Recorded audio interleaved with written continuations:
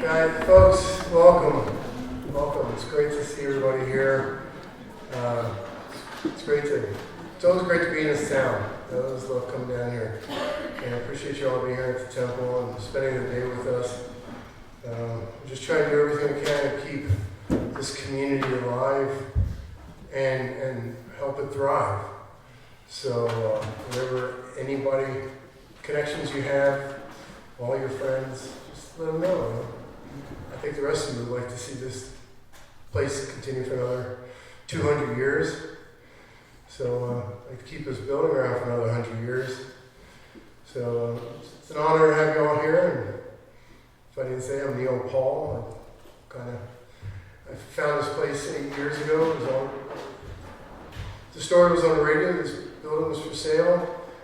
I came down a few weeks later and visited, and when I came up here and just took my breath away. And so, 8 years ago gone by, we got a new boiler, and with the help of Kim and our board, we're now a National Historic Landmark, which is huge. There are only 28 National Historic Landmarks in this state. So it's been on the registry since '73.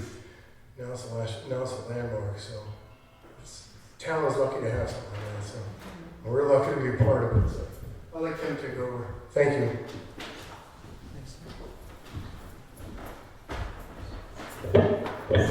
Well, as Neil said, welcome everybody. I'm Kim Grant. I'm a member of the board of directors here at Temple Aaron. And Neil asked me to speak a little bit about the broader historical context of the community, and rather than getting into a lot of the details. Later, when we can informally walk around, if you want to, we can do some tours that focus a little bit more on the details of the building. Things like the fact that there are 151,000 bricks in the building, that it cost $12,500 to build, which included $5,000 that were borrowed through B'nai B'rith connections in St. Louis. But we can get into some of those details later if you wish. But thank you for coming. And how many of you have never been in here in this building? One of the things that strikes me when people first enter the building, it's pretty awesome, pretty awe-inspiring. And it sort of begs the question, how did this place come about? Who built it? Why Trinidad? Why Trinidad then and why Trinidad now? And it really, in real estate parlance, boils down to the old adage, location, location, location. You had the old Spanish Trail, you had the Santa Fe Trail coming from the east, you had the railroad, you had mining and agriculture and ranching and all these things, and the legacy of all these things are reflected in the community, and in many ways they're reflected in this building too. And I think that the people who helped build this community, including some of the folks that were pioneers that helped build this building, realized that there were assets to build on. You had this incredible geographic landscape. You had these things that I mentioned, like the railroads and so forth, the location. But you also had people with vision and with a kind of pioneering spirit, entrepreneurs, people that were risk takers, and people who saw opportunity. And the same thing is true, I think, today in Trinidad. And with this preservation project, like many, it has many challenges, but it also provides many opportunities. And we reached a really significant milestone a little over a year ago when we became a National Historic Landmark, as Neil mentioned. Only 28 in Colorado and only about 2,600 of them in the United States. So we're in pretty rare company. But we have a long ways to go to preserve this building. And we're getting ready to do that. We're kicking off a roof replacement project. When you go outside, if you can see the roof, it's the original 135-year-old pressed metal roof. And we were able to find materials to replicate it. And with the help of the History Colorado State historical fund grant and about $79,000 of matching funds that we're still raising money for. You know, we're going to put a new roof on the main part of the building, and then the second phase will be the lower roof and the onion dome and the pyramidal tower and some cornice work. So we're very excited about that. And one of the visionaries who supported the project from the beginning was Dana Crawford. And we've all benefited from her legacy. She loved coming in here, and it was just special to have her every time. And so I'm going to invite Rabbi Joe Charnes to come up. He's going to tell you a little bit about some of the features of the sanctuary that you may or may not be familiar with. And then we're going to have just a brief memorial celebration, really, of Dana's life. Thank you. All right, shalom everybody. Who hasn't been in a synagogue? Let me just get a sense here. How many? 2? Okay, 4. For those who have been in a synagogue, have you had a tour or a walkthrough? No? Many have? Yes. Okay. So, for those who haven't, we're going to just do 2 or 3 key features of a synagogue. And for those who have been, I hope I can offer you some insights into these rituals and these ritual items that will give you something new and beautiful to remember Judaism by. So the first thing that we have in Judaism that you'll notice here is a light. And it's always on. Sometimes it's hanging from the ceiling. But it's called the Ner Tamid. It's the eternal light. And what it symbolizes is what is behind it within the ark. And the ark comes from the book of Exodus. They made an ark to carry the tablets. Today, we house the Torah in that. The Torah is the 5 books of Moses. So the symbolism of the light there, the Ner Tamid, the eternal lamp, what it tells us, and it's true for all sacred wisdom, but I'm speaking here today in a Jewish context, it's telling us that there is wisdom and insight and light, that we can live our lives better if we follow. Whatever your sacred tradition is, and if you have no sacred tradition, the higher self or the divine self within, there is something higher that can enlighten the darker side of humanity. And we all, unfortunately, know, if you read history or look at the current period of our world, it's a very dark world because human beings have very dark potential. We also have rich light within. In the sacred language, we have a divine spark, a divine imprint that if we connect with and practice engaging with, we can actually live lives of beauty and of holiness, and of service, and of humility. So this, we see it every time, as soon as we walk in, and it's a reminder that there is enduring light available for us, and we can grow from that light. I'm going to open, do I need a key or anything to open that, or does that just open? Does that have a key? No, Robert. We don't want to pull it out. There you go. That's how the seed part is.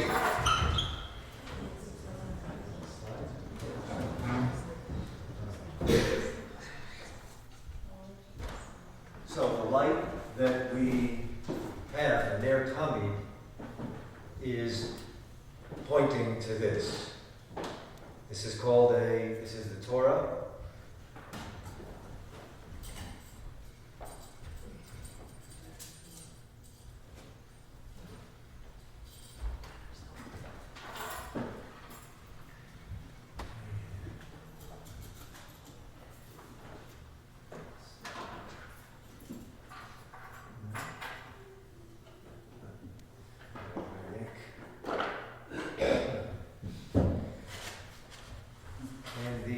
This is called a Sefer Torah. Torah often in Christian translations of the Hebrew Bible, the Old Testament, is often translated as law, the law of Moses.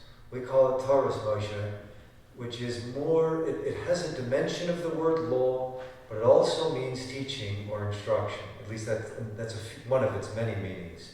And the idea here is that this is holy wisdom, holy insight that we can live our lives by, and hopefully live our lives better because of. So if anybody hasn't seen the Sefer Torah inside, please feel free to come on up and I'll show you a few things, and then we will put it back and begin. So if anybody wants to see. I encourage you, go up there and check it out. You can take pictures. Rabbi can explain for us the material it's written on.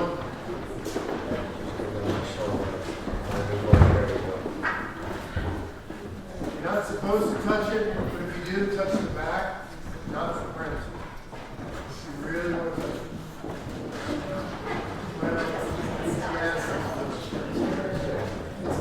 These Torahs are over 100 years old.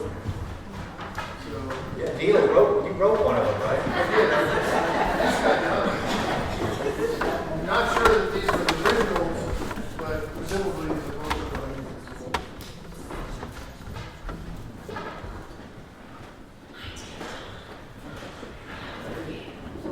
Just looking for something that people might know. All right, let's make like we're close family. Actually, then we'll separate.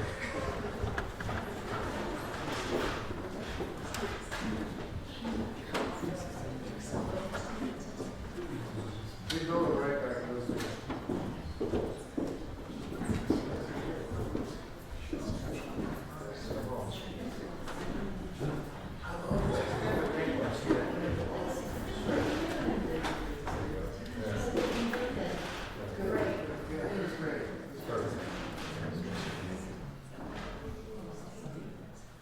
All right. Everybody say cheese. Unless you're vegan, then say tofu. I don't know. Non-dairy. So, come close so you can see. This is handwritten. It's on animal skin, kosher animal skin that's slaughtered. Every Torah they're almost exact. I mean, if they're large, sometimes there's some slight differences but the same, it's all written by hand, and then what's fascinating is, if you look at it,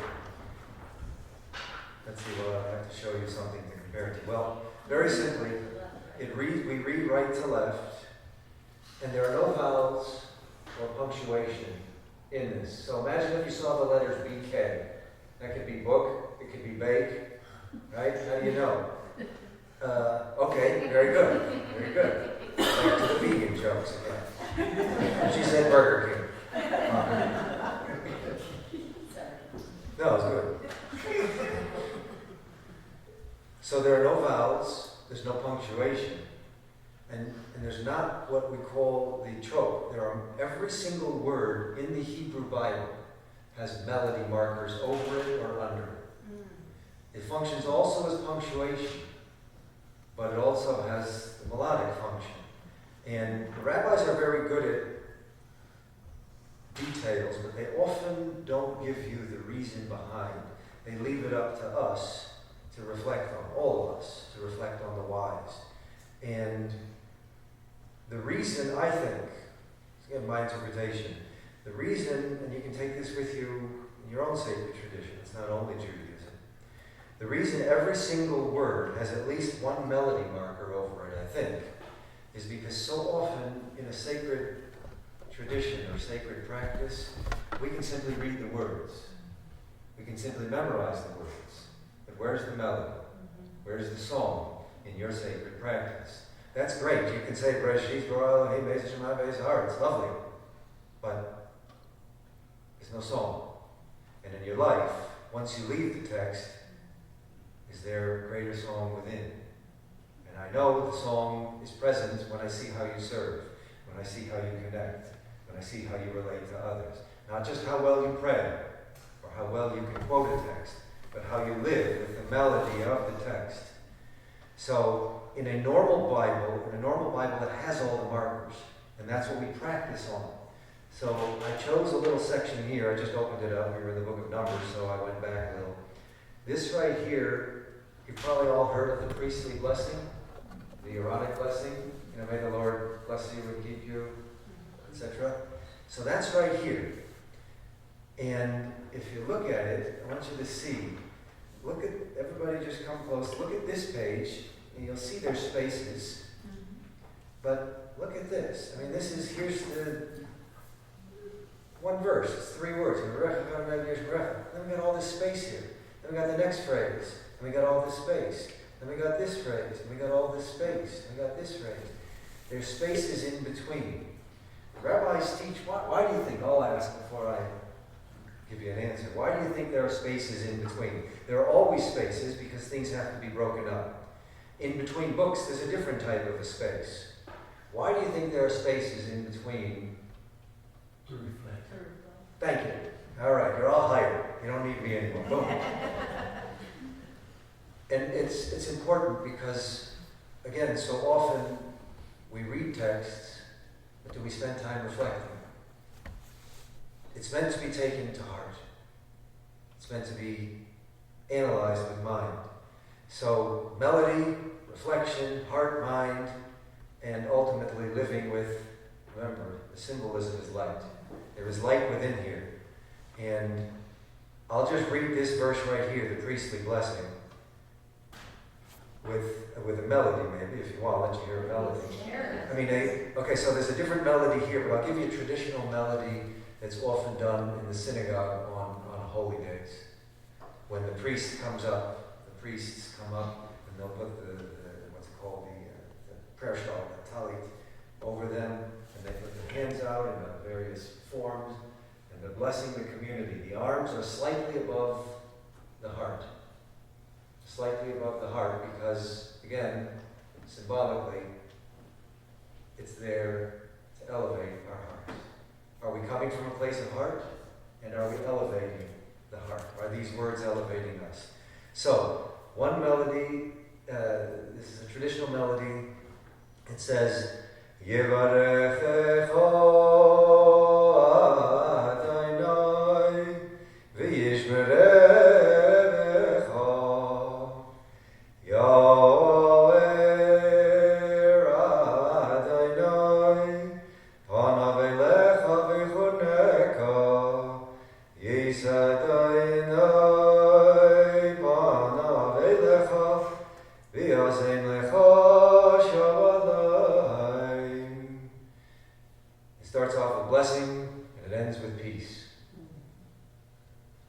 If you are blessed by your sacred text, if you're blessed by another person, if you're blessed by the universe, make sure you bring the peace that you receive, the wholeness. The word peace is also meaning wholeness. Make sure you bring that peace and that wholeness into the world and into somebody else's life that you are engaged with, because it's not just meant to be read or reflected on. It's ultimately meant to give us greater wholeness and greater peace so we can come together, live better, and make this world a better place. So this is what we read with. Neil said we don't touch it, we point. This is called a yad. Guess what yad means? Hand. It looks like a hand, right? Not polite to point, but there you go. So we read it, we touch it because it's animal skin, and oils will ruin it. And it takes 8-10 hours a day. It takes a year to write one of these. You have to go to school and training, and some are very fancy, and there's all kinds of different ways. Some of them have little, you can see the little lines above them and below. So it's a beautiful text, and that's our brief little introduction to Torah, which it does mean law. It is one of its meanings, but it also means instruction, because light always should instruct and guide us and lead us to live with it. Not just because it's law, but because it's inspired. So, there you go. So any questions before we go? We'll start the memorial for Dana. But any questions? Oh, thank you. Thank you. Is any of that tell you where the center is? That's No. something you just come from? No, well, so I sang something from for a holiday portion when the priests come up here and bless us all. Because it's a nice melody. No, I ain't Pavarotti, so it wasn't that nice, but the melody here would be like, so you can hear the difference. So, anybody know what Genesis 1:1 says? Get no points for it. What Genesis 1:1 says? In the beginning was the word. In the beginning what? Wait. Oh, sorry, that's I John. was just going to say, that's John 1:1. That's very, I heard in the beginning was the Word, and the Word was with God, and the Word was. There you go. And John 1:14, the Word became what? Flesh. There you go. All right. I'm not messing on with you folks. I do interfaith, I teach New Testament and comparative theology, so that's the only reason. So after the tour today of the temple, we're going to have we'll do a comparative theology class.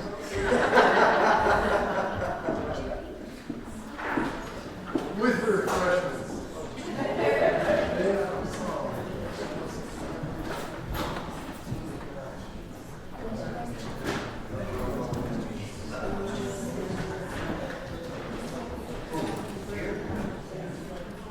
I don't know anything about the mission point each one of the books. This isn't the book. This is a scroll. Did you guys have to study scrolls?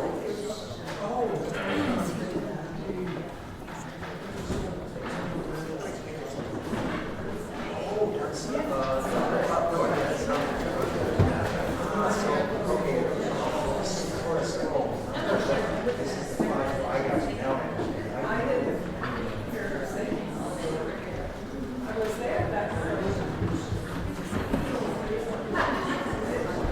Yeah, they're all pretty much old.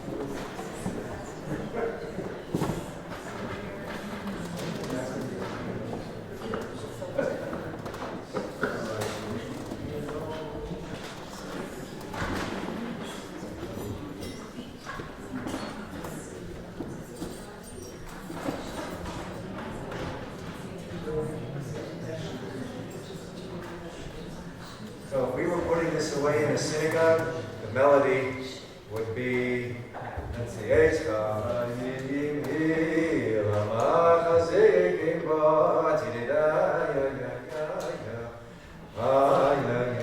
we always sing. We sing taking it out, we sing returning it, and hopefully the melody stays with us after we leave the synagogue. So, let's see. I'm gonna pass these puppies out.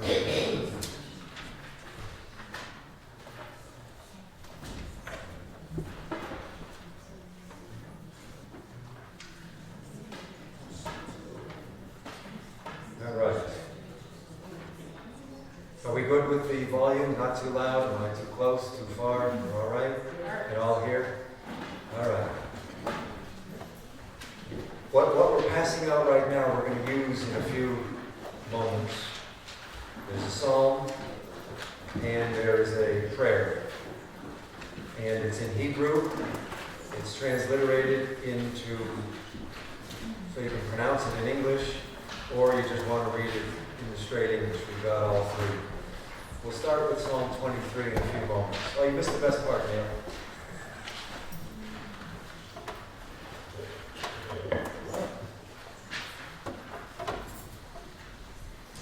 And we'll do this at the end, not right now.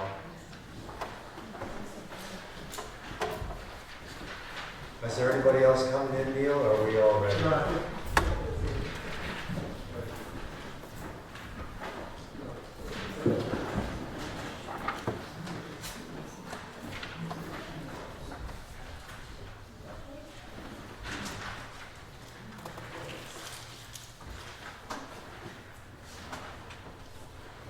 All right, so now we'll officially welcome everybody. And we say, in Hebrew, we say shalom. Or very often we say shalom aleichem, which means welcome to you. Welcome, friends. Greetings and peace. And we are grateful that you're here today. Join us in this memorial for Dana Crawford. Where are you, Peter? There you go. Good. Oh, guys, I'll make sure I can find Peter. I am Rabbi Joe Charnas, and I am blessed to be one of the rabbis here at Temple Aaron. And we're trying to rebuild this place. It's a wonderful structure. And it has beautiful potential, just like Trinidad. And the board members, some of whom are here, we're really trying to rebuild this place and make it into a holy dwelling, a place of Jewish communal life and celebration. And we're not just here for our faith tradition. We're here also, like all faith communities, we're here to serve those who are in need and to uplift those whose hearts are broken. So, many Jews come here, at least for the short time that I've been here. We've had many Jews come, and we're grateful. Non-Jews, I'm sorry. Many non-Jews come and join us at our events here. We're having one in a few weeks, and you're certainly welcome to come. But we value human beings. And yes, it's a Jewish synagogue, but the sacred transcends denominations and all isms and structures. So we're here because we're human. And in Isaiah chapter 56, it speaks of a house of prayer for all peoples. And that's ultimately my vision, my hope, and my goal, that as people, we can come together. Regardless of faith, we can come together as humans and help each other, heal our hearts, inspire our hearts, enlighten our minds. Again, as always, it's always my concluding message that light and that healing is brought out into the world. So we're here today, again, because of the loss of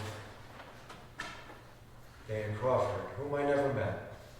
I learned about her through my conversations with Peter and Neil and what I read.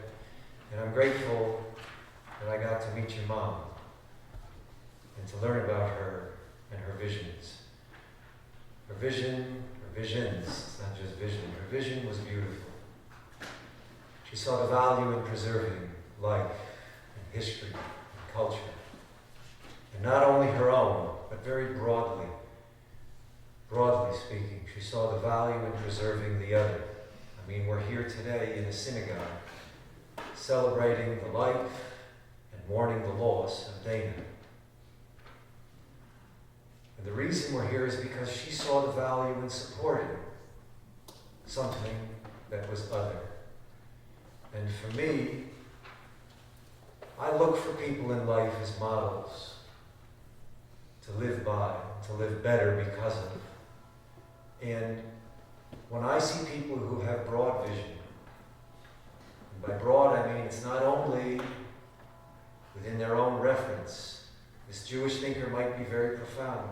This Catholic thinker might be very rich. This Buddhist thinker might be just deep. But can they see the depth and the richness and the beauty within the other? And I mean often, sometimes, something very other. And that Dana saw the value and the beauty of preserving this synagogue. And by the way, Peter, I don't know if you know, your mom wasn't Jewish. Did you know that? Yet she took to heart this place as a valuable institution to preserve. She saw the value in the other. And when I see somebody with vision that can see the value of the other, that's somebody that I take to heart, and I look at them and look at ways that I can live more like they are. She saw the value in preserving something other. And we know how often the other is described and how the other often experiences life. We need people who see the other as part of themselves. And your mother had beautiful vision. And I'm grateful that I got to know her through her vision. And that I got to meet you. And I'm sorry I can't meet your brothers. But please let them know that we're all here today. We're honoring the life of your mother. And we're here because we want to honor her loss. And let you know that we're here too. I recently now, I can't say it's recent. It feels recent. I too lost my mother within the last few years. And sometimes it feels, when I wake up, it feels like she just left me when she died in my arms. We have days like that. It never stops. And I'm grateful that it's still there, that pain, because it means my love was real, my love was lasting. So please know that I'm with you. I'm here, yes, but I'm also with you because your mother was a light, and I respect that. And you're a human who was hurting. And you can always call me. You have my number. You can all call me. If you're hurting, if you're happy, if you need healing, I'm here. That's why I'm here. What I thought we would do, you already kind of did it. I had to leave to help set up for our little, what are we going to call it after? What we're doing downstairs for the tour? Reception, thank you. You already went around and shared stories about your relationship with Dana. Peter, you said you were going to maybe say a few words here.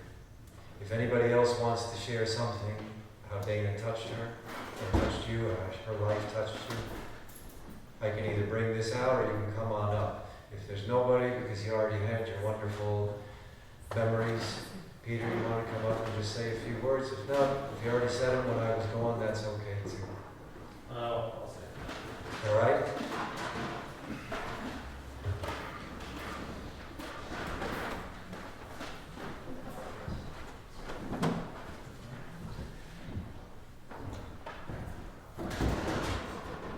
So for me, Mom was Mom, not so much the business visionary. So my memories are different than a lot of yours, but one of the things that always struck me in growing up was, I think from each of our parents we get like a main message. And I was always interested in how that impacted my life. And from my father, it was be a gentleman, and from my mother, it was do what makes you happy. And the combination of those two really guided my life, and I'm always appreciative about that. But she wanted to encourage people to follow their passion in life, and that was a really wonderful thing for her to do. And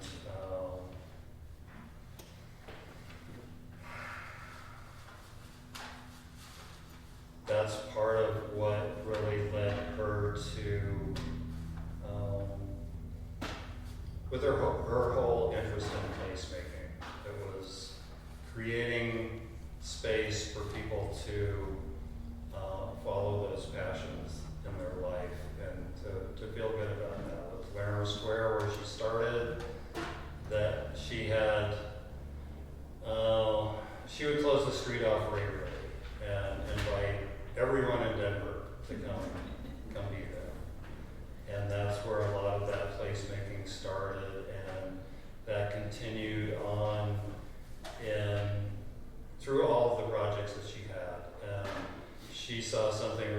special in Trinidad.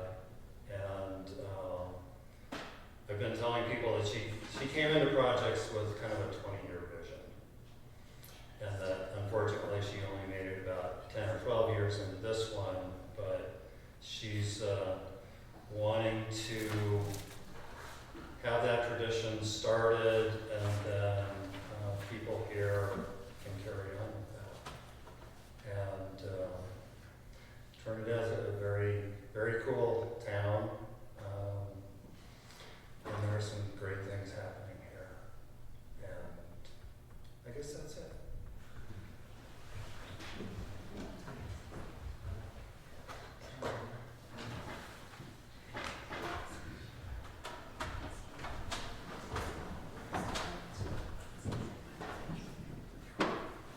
I'm assuming, I'm sorry? Oh, does anybody else want to? I'm sorry.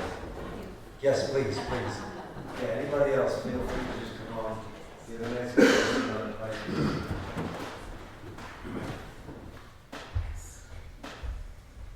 I'm Mary Jane Lovely.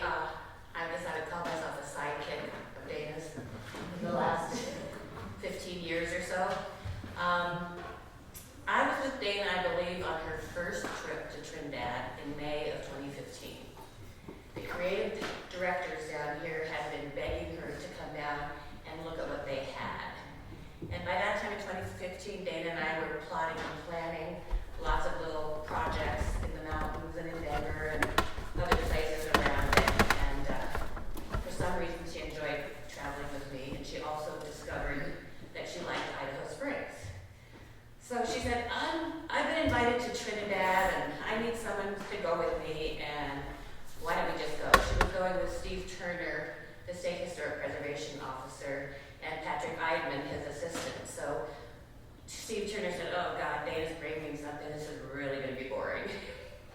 Well, we had a raucous journey down to Trinidad, because I didn't know Steve, and I didn't know Patrick, and Dana and I were just cracking jokes the whole way.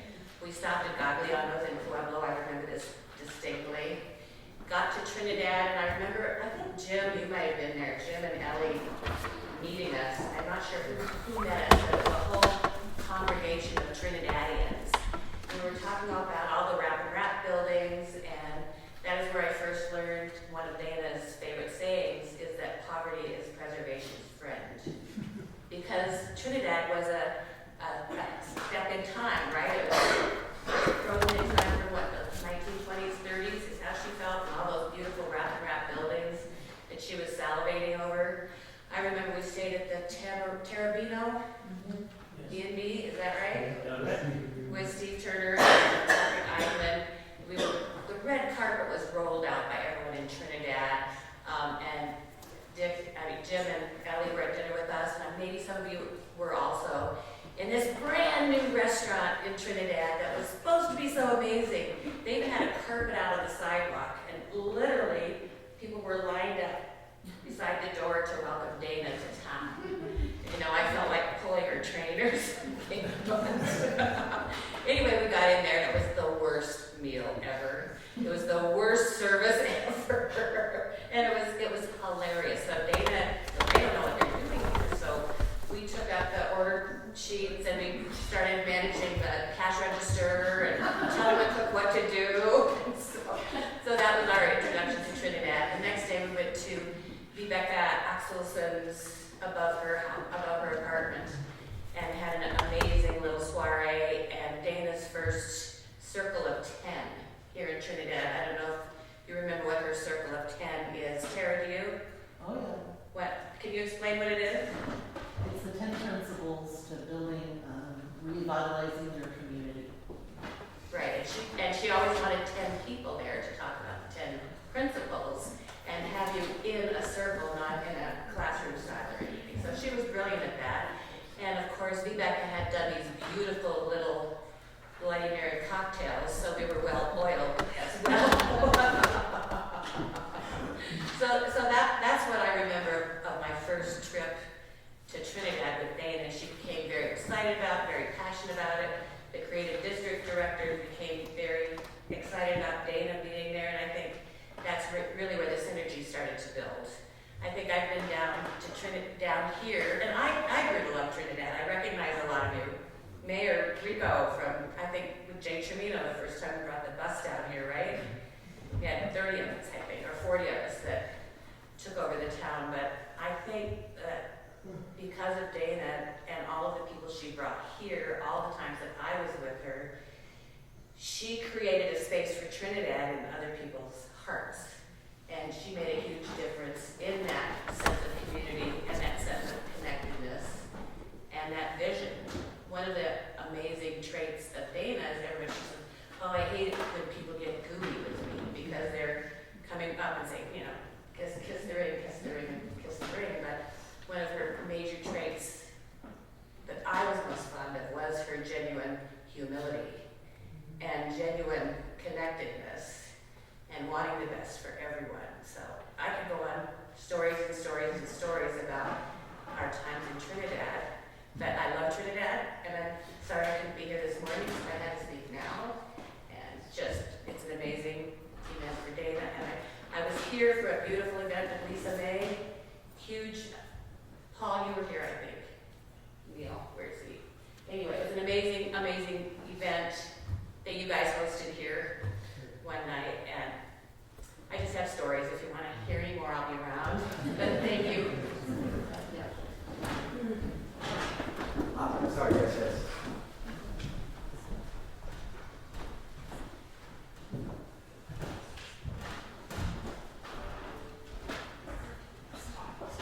Good afternoon. My name is Philip Rico, and I'm the past mayor of the city of Trinidad.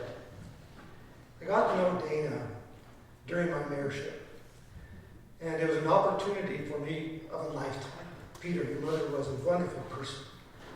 I had many opportunities to, in Denver and other places, to actually speak to crowds of people about Trinidad. She was always very energetic.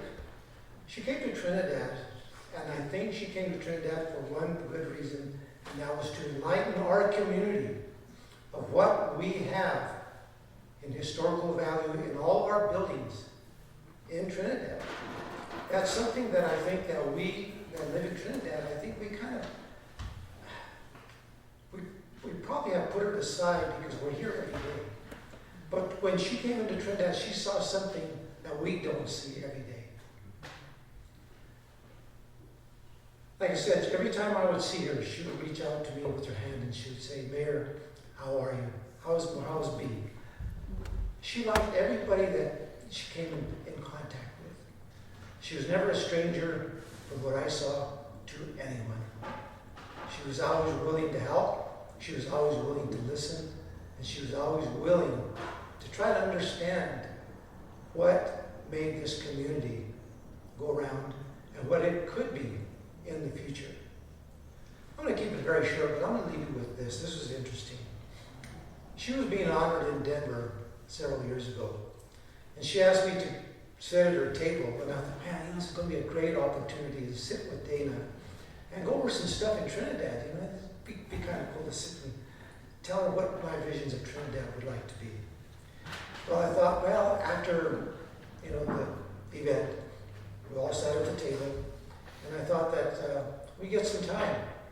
Well, as we're sitting there, sitting there waiting, and it was like when the event ended, it was like a swarm of people just came. People that she knew, people that she didn't know, and people that wanted to talk to her about other things. So that's the type of person that Dana was. She just brought the community everywhere she went to her. We're all going to miss her because she was that type of a person. Trinidad is going to miss her because she had a vision for this community that I hope that we as in this community can somehow try to carry on to some of the vision that she had. Thank you.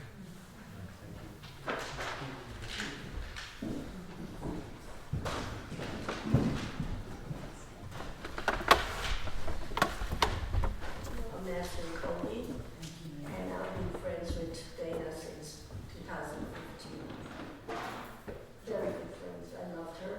Can you pull the microphone closer? Sorry. I loved her. I still do. And the first time we met, well, there's a story behind that most of you know, because she would say it. I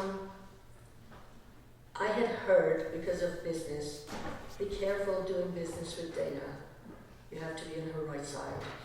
If she doesn't like this or that, you're gonna feel it, it's gonna not good. So everybody was saying, don't do business with her. So when she came up, she actually drove up, which is weird, to go look at mattress the second time we met. She drove up, picked me up to go look at some mattress. Before I got into the car, I said, I have to tell you something. This is what people tell me, that I have to be careful not to do business with you. She grabbed my hand and said, don't listen to men. And we're going to be friends no matter what. We don't have to do business. And we became real good friends since then. And as a lot of people do go and they agree with everything she says, I didn't. And that's why she wanted me around in meetings, in different things, because I tell her no best. So I miss her a lot. One other thing, other than being a visionary that she had, that I noticed, she looked at people and she always put in touch people that she thought would be doing good business together. She always did that. She would introduce you to different people and try and make something happen, and a lot of times did happen. Also, she had this quality that even young kids, like my daughter, who's now 21, loved her from the beginning. So that's it. I'm gonna miss her.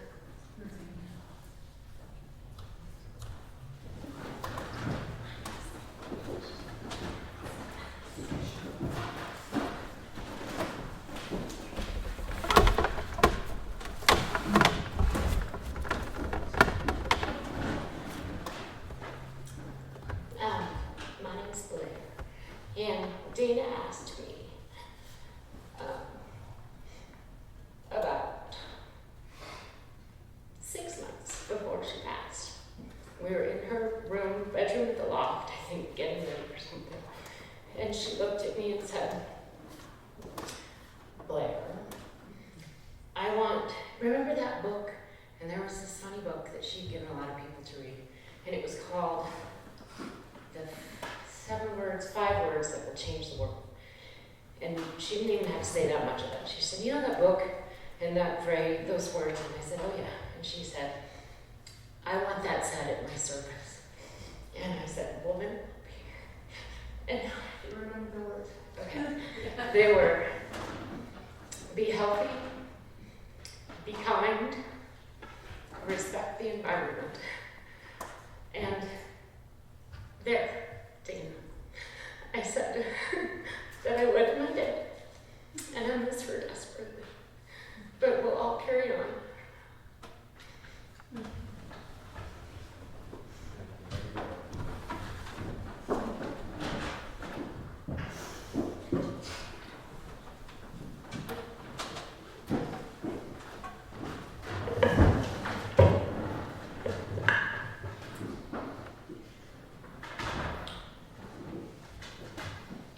I'm assuming this is probably the last memorial we're going to do for Dana in your life. Maybe there'll be a few more. For a while. Okay. So it's fitting that we're having a memorial here at Temple Aaron in Trinidad. Dana's final appearance and talk or presentation in Trinidad was here in Temple Aaron when Temple Aaron became a National Historic Landmark. So that we're having this here today is a fitting and beautiful tribute to your mother, and I can't think of a better way to do so because here we are together saying farewell to a friend whose heart was a friend of not only Trinidad, but of Temple Aaron. So what we're going to do now is on the paper that you have, there's two sides to it. You don't want the side, you want the side that says Psalm 23 in Hebrew. It says it in English, but at the top. What we're going to do is we're going to sing in a traditional Jewish event like this. We would sing part of Psalm 23. And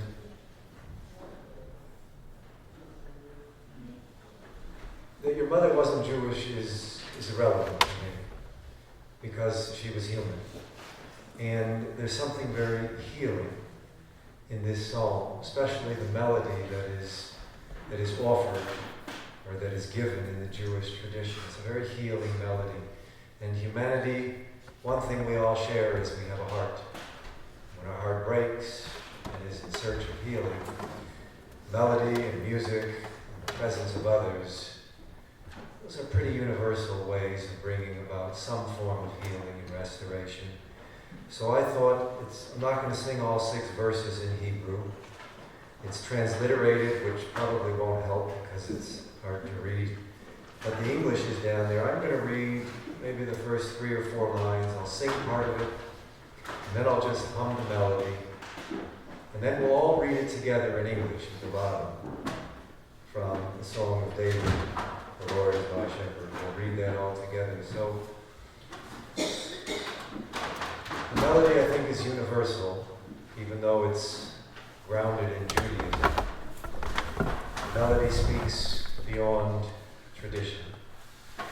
And a broken heart in any faith tradition, when it cries out, echoes into every other heart, if we're willing to hear. So I'm going to sing part of, again, Psalm 23. And then we will say the mourner's Kaddish.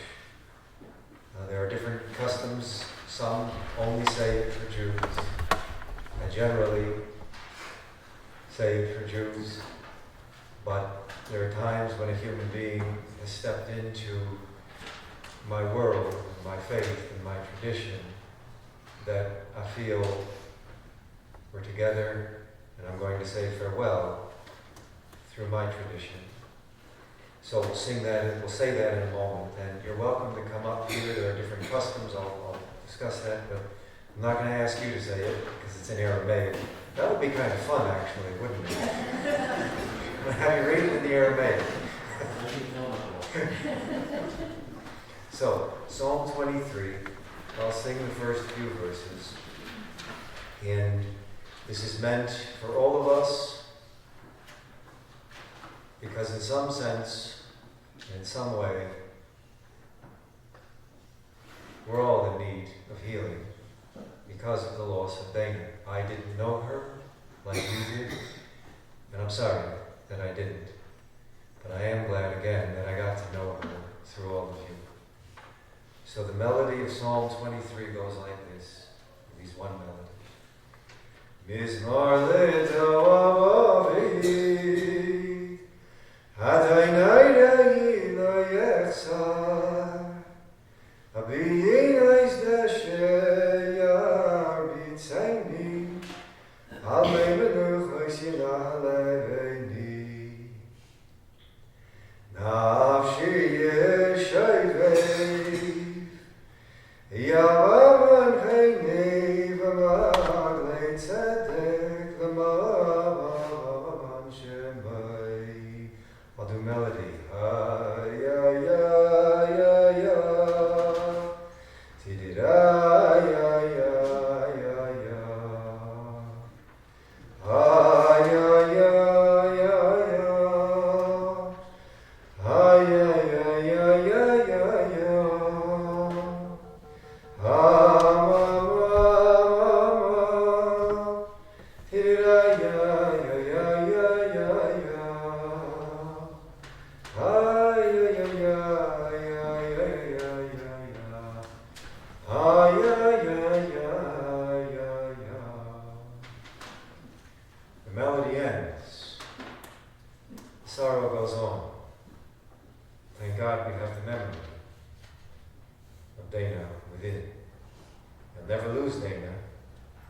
mom, because she'll always be in your heart. And the prayer we're about to say now is a prayer that every Jew at least knows about. They may not know it fully in form, it's on the other side. And yeah, it's transliterated. We'll read it. Oh, I'm sorry, wait, we're going to do Psalm 23. I'm sorry. Let's all read together Psalm 23, the Song of David. The Lord is my shepherd, I shall not want. He causes me to lie down in green pastures. He leads me beside still waters. He restores my soul. He leads me in paths of righteousness for his name's sake. Even as I walk in the valley of the shadow of death, I will fear no evil, for you are with me. Your rod and your staff, they comfort me. You set a table before me in the presence of my adversaries. You anoint my head with oil. My cup overflows. May only goodness and kindness pursue me all the days of my life, and I will dwell in the house of the Lord for the length of days. Turn over to Mourner's Cottage. Again, it's a prayer that it's the most well-known prayer probably besides Shema in Judaism. There are many different types of Kaddish. Kaddish just means holy and Kodesh.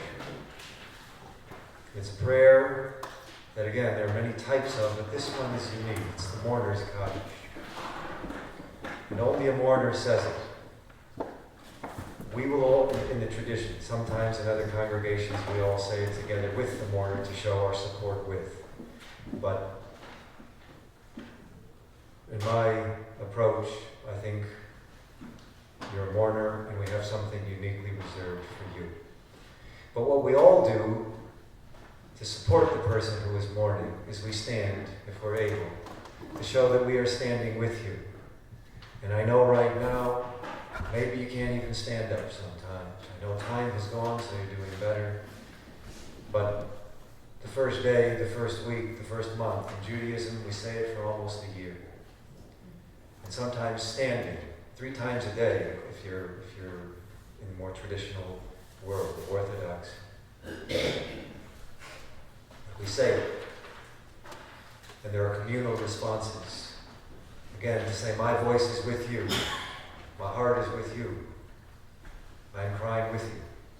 I'm standing with you. And if you can't stand, we're here to help you.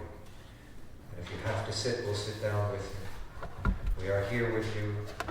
We are here with you. Because someone who was very dear to you is no longer here with us. If you listen to the melody, let me see, I just got to see the one that they printed here. So my Hebrew is Yiddish, this Hebrew is modern Israeli. So yeah, Yid Gadol. Okay, I'll say it that way just so I don't confuse anybody. Because I say Yis, and this is Yid. But listen to this and tell me what it sounds like or what it reminds you of. Not the meaning of the words, just listen to the sound. Yid Gadol, Yid Kadash, Shmei Rabbah, Ba-bum, ba-bum, ba-bum. What does that remind you of? Heart beating. The rabbis have this, Yiskadal, Yiskadash, Shmei Rabbah. And you would say amen. They all nod it off, you would say, Yamli, Mat, and say. Saying prayer as a mourner over the loss of a mother, father, brother, sister, or beloved. We're saying it in the form of a heart beating. Our words are like the cadence of the heart beating to remind us, even in the pain of the loss,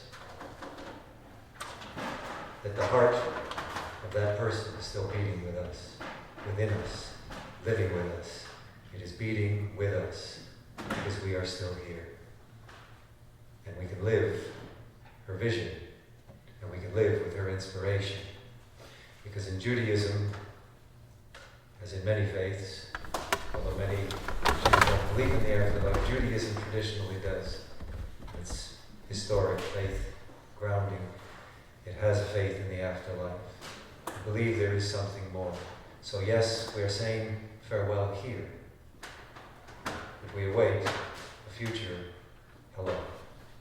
Whatever that form is, we don't know. But she's no longer here with us in form. But she is present here with us in heart. So we all rise. You're welcome to come up here. I'll say it on your behalf. Or you can stand there. Those I'll say it with you and for you. And there are portions where you have to respond. Don't worry about it. Just remember, we're here with Peter, with all your brothers, your extended family, and we're here for each other.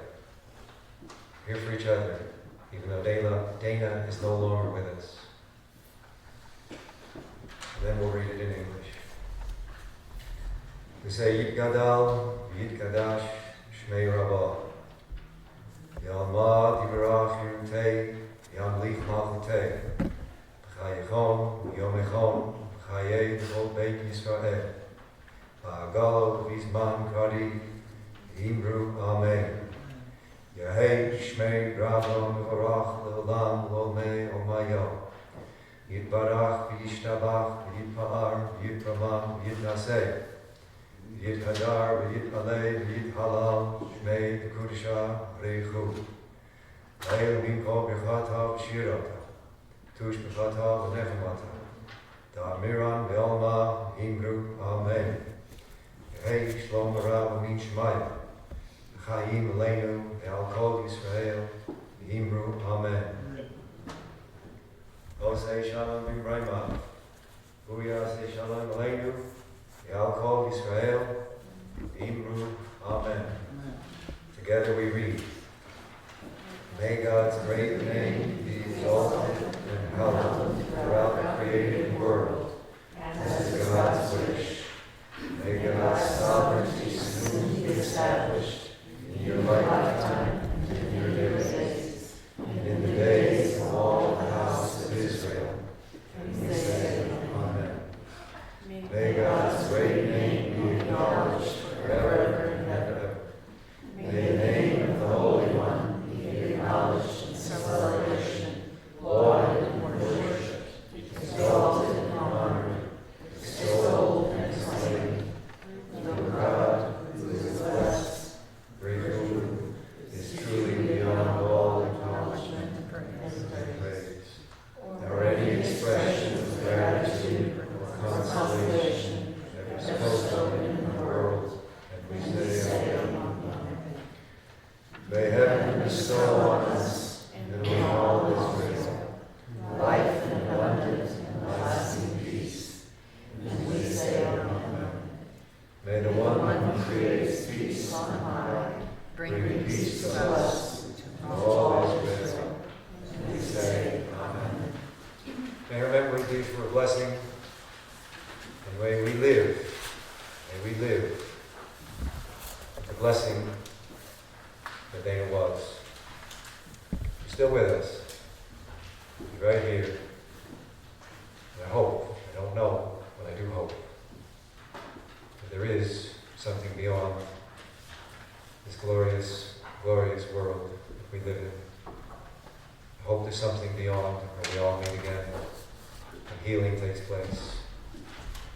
Thank you all for coming. There is a reception downstairs, and maybe there'll be some tours. Neil? Yeah. Yes, okay.